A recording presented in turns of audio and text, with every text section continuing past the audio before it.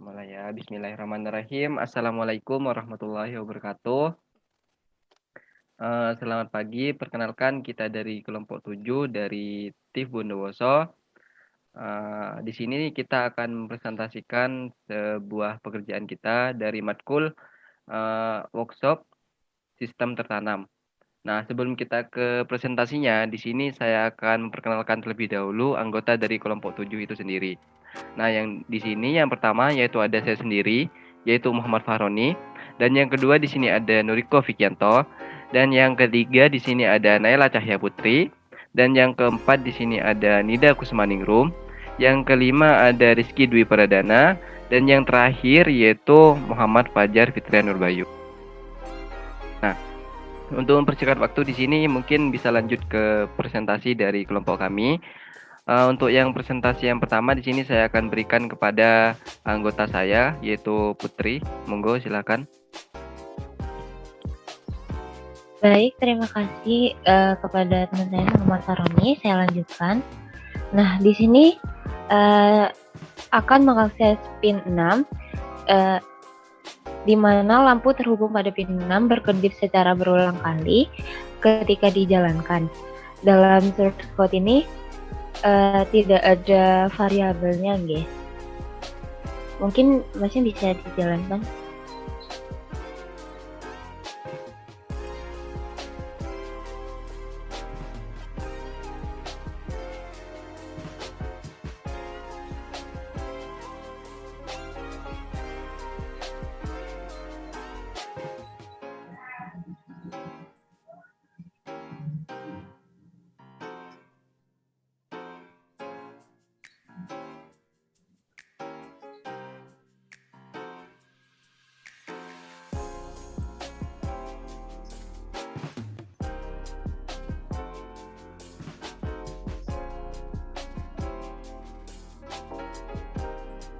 Nah, seperti yang ditampilkan pada presentasi kami, di situ sudah ada pin yang sudah lampunya sudah hidup, nggih.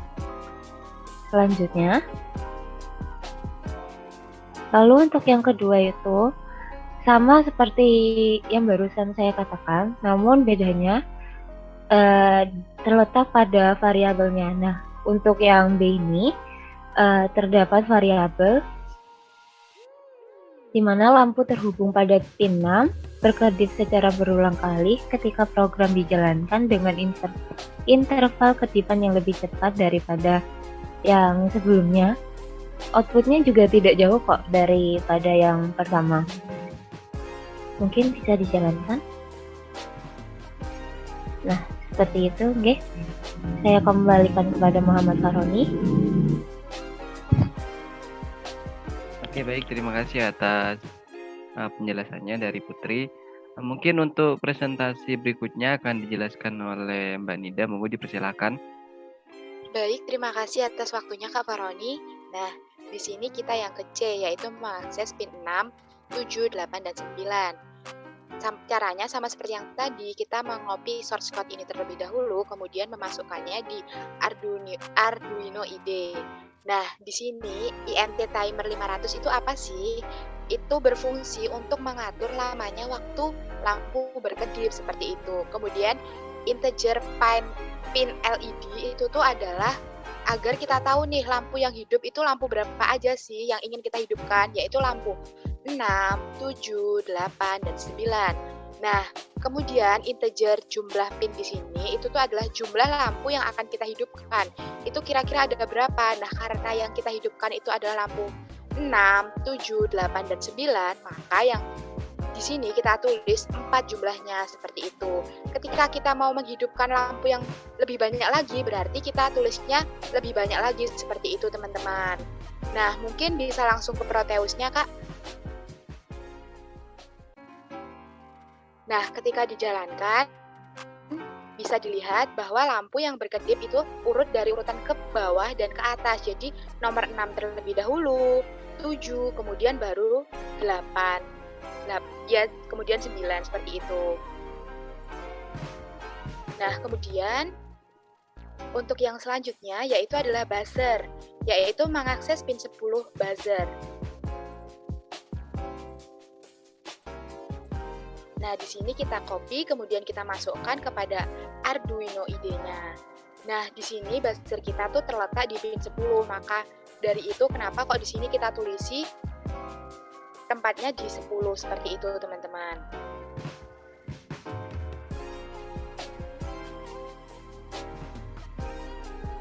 Nah, ketika program buzzer ini kita jalankan, yang terhubung dengan pin 10 akan berbunyi dengan pengaturan tempo tertentu secara berulang kali. Karena pada program ini digunakan perintah loop. Tadi bisa dilihat ya source code-nya tuh tadi ada looping-nya seperti itu. Nah, di sini agar buzzer itu bisa berbunyi, tadi kan harus kita klik 2 kali nih buzzernya baru akan berbunyi seperti itu. Nah, perlu diperhatikan juga bahwa operating voltage-nya itu harus 5 volt. Jika lebih dari 5 volt, buzzer kita itu tidak akan berbunyi seperti itu. Ini bisa dilihat. Seperti itu, guys. Dari presentasi yang saya sampaikan seperti itu aja. Saya kembalikan lagi kepada Kak Faroni. Saya persilahkan. Terima kasih. Oke, baik. Terima kasih atas penjelasannya dari Mbak Nida. Mungkin untuk presentasi berikutnya akan dilanjutkan oleh Mas Fajar. Monggo dipersilahkan. Baik, terima kasih Mas Faroni. Baik, saya akan menjelaskan cara mengakses pin 2 push button. Nah, kita copy terlebih dahulu kodenya. Nah, setelah itu kita compile terlebih dahulu. Nah, di kode ini kita menginisiasi terlebih dahulu di variabel button itu untuk ke pin 2 dan untuk LED-nya ke pin 6. Nah, pada LED itu kita inisiasi sebagai output dan buttonnya kita inisiasi sebagai input. Nah, itu apabila buttonnya kita tekan, lampu akan menyala, dan apabila buttonnya sudah tidak kita tekan, maka lampunya akan mati. Baik, langsung ke Proteusnya. Kita coba. Buttonnya ditekan. Nah, apabila buttonnya ditekan akan hidup, dan apabila buttonnya dilepas, nah lampunya akan mati seperti itu. Selanjutnya, nah untuk selanjutnya kita akan sama-sama menggunakan push button dan untuk menyalakan lampu 6 seperti tadi. Nah, tapi bedanya pada pengkondisiannya. Nah, pada pengkondisiannya di sini, apabila lampu itu ditekan, lampu itu akan menyala terus dan akan mati apabila buttonnya ditekan lagi.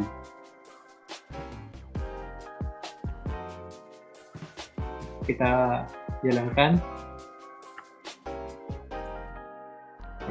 Nah, lampunya akan tetap hidup meskipun buttonnya tidak dianu dan akan mati apabila ditekan lagi. Baik, sekian dari saya kembalikan kepada kami. Oke, baik, terima kasih Mas Fajar atas penjelasannya.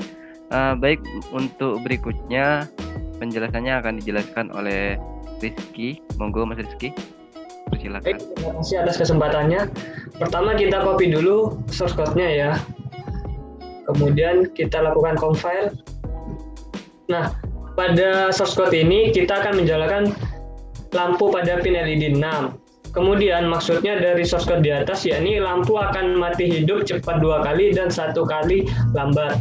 Nah, untuk contohnya kita langsung ke Proteusnya. Kemudian kita jalankan. Nah, tampilannya akan seperti itu ya. Kemudian selanjutnya pada PWM2. Nah, kita copy. Kemudian compile source code-nya.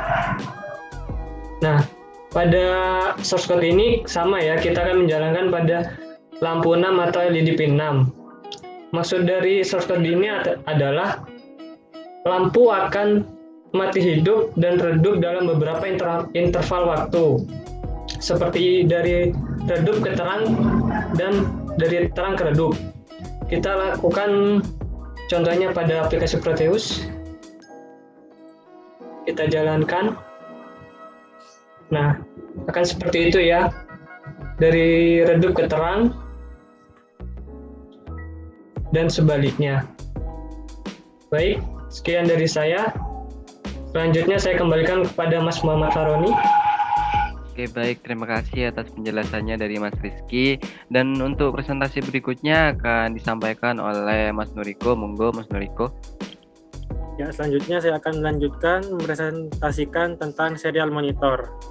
Di sini saya akan mempresentasikan serial monitor 1. Pertama, saya akan compile kodenya ke Arduino IDE.